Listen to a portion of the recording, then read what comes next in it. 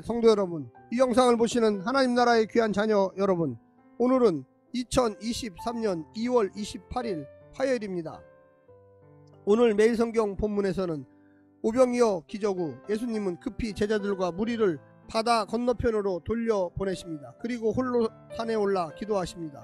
배로 바다를 건넜던 제자들이 새벽에 큰 풍랑을 만나 공경에 빠졌고, 예수님은 무리를 걸어 제자들의 배로 다가오십니다. 놀란 제자들 사이로 베드로가 자신도 무리를 걷게 해달라고 예수님에게 요청합니다. 예수님은 허락하셨고 베드로가 무리를 걷습니다. 하지만 바람을 보고 두려워하다가 물에 빠졌고, 예수님은 그를 구해 배에 오르십니다. 오늘 본문을 나누어 보겠습니다.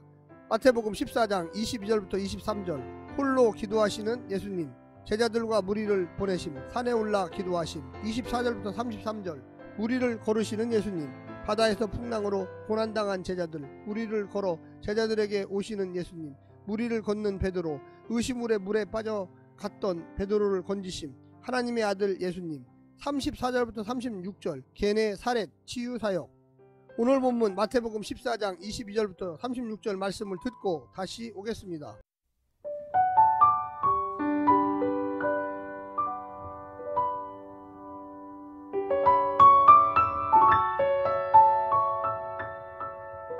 예수께서 즉시 제자들을 재촉하사 자기가 무리를 보내는 동안에 배를 타고 앞서 건너편으로 가게 하시고, 무리를 보내신 후에 기도하러 따로 산에 올라가시니라. 저물매 거기 혼자 계시더니 배가 이미 육지에서 수흘이나 떠나서 바람이 거스름으로 물결로 말미암아 고난을 당하더라. 밤 사경에 예수께서 바다 위로 걸어서 제자들에게 오시니, 제자들이 그가 바다 위로 걸어오심을 보고 놀라 유령이라 하며 무서워하여 소리 지르거늘, 예수께서 즉시 이르시되 안심하라, 나니 두려워하지 말라. 베드로가 대답하여 이르되 주여, 만일 주님이시거든 나를 명하사 물 위로 오라 하소서 하니, 오라 하시니 베드로가 배에서 내려 물 위로 걸어서 예수께로 가되 바람을 보고 무서워 빠져가는지라. 소리질러 이르되 주여, 나를 구원하소서 하니, 예수께서 즉시 손을 내밀어 그를 붙잡으시며 이르시되 믿음이 작은 자여, 왜 의심하였느냐 하시고 배에 함께 오르매 바람이 그치는지라. 배에 있는 사람들이 예수께 절하며 이르되 진실로 하나님의 아들이로소이다 하더라. 그들이 건너가 게네사렛 땅에 이르니 그곳 사람들이 예수이신 줄을 알고 그 근방에 두루 통지하여 모든 병든 자를 예수께 데리고 와서 다만 예수의 옷자락에라도 손을 대게 하시기를 간구하니, 손을 대는 자는 다 나음을 얻으니라.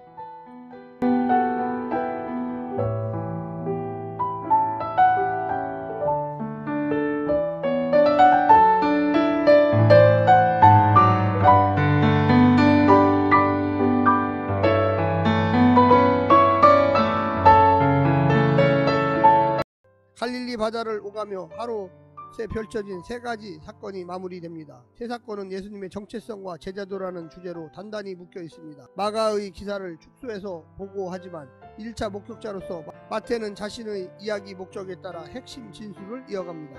제자들에게 요구되는 믿음은 예수님을 향한 전적인 신뢰입니다. 본단락은 다시 한번 그 교훈을 배우는 훌륭한 기회가 됩니다.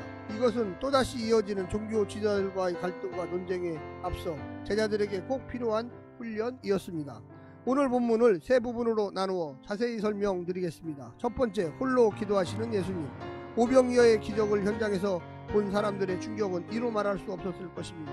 과연 그들이 떡이나 물고기의 맛을 제대로 느꼈을까?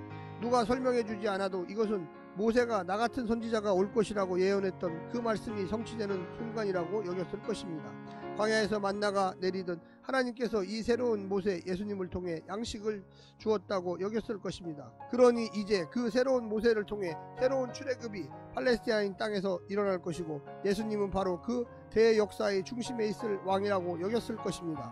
주님은 그것을 예상하고 무리를 떠나 홀로 산으로 가셨습니다. 거기서 그는 이 무리가 기대하고 영광과 권력의 왕이 되는 것이 아니라 십자가를 향해 걸어가야만 하는 자신의 사명을 이루게 해달라고 기도하셨습니다. 지금껏 이 순간만큼 예수님에게 고독한 순간이 있었을까요? 가시떨기에 떨어진 시와 같이 되지 않기 위해 예수님도 기도하셔야만 했습니다. 두 번째는 무리를 걸으시는 예수님. 광야의 오병이어 기적이 만나 사건을 재현한 것이라면, 무리를 걸어서 제자들을 안전한 항구로 인도하신 사건은 홍해를 가르고 백성들을 바로의 추격으로부터 지켜준 사건을 재현한 것입니다. 예수님은 바로 하나님의 구원 사역을 위임받아 새 이스라엘을 창조하기 위해 오신 메시아로 활동하고 계셨던 것입니다. 이제 제자들에게 필요한 것은 의심이 아니라 믿음이었습니다. 우리에게도 이 예수님을 의지하여 하나님의 권능의 나라에 참여하리라는 확신이 필요합니다. 마지막 세 번째는 병든 자를 고치시는 예수님.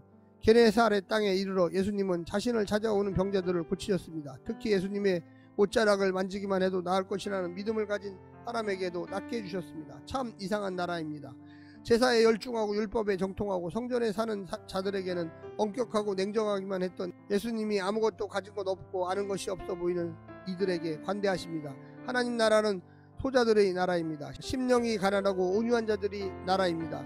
어린 아이들의 나라입니다. 예수님을 있는 그대로 인정하는 자들에게는 하염없이 자비로운 나라가 될 것입니다. 사랑하는 성도 여러분, 이 영상을 보시는 하나님 나라의 귀한 자녀 여러분, 오늘은 2023년 2월 28일 2월의 마지막 날입니다. 지난 한 달 하나님께서 주신 말씀을 통하여 많은 은혜를 받았습니다. 앞으로 한 달 마태복음 후반부를 우리가 함께 보면서 하나님의 놀라운 축복과 은혜를 누립시다. 오늘 하루도 승리하십시오. 샬롬.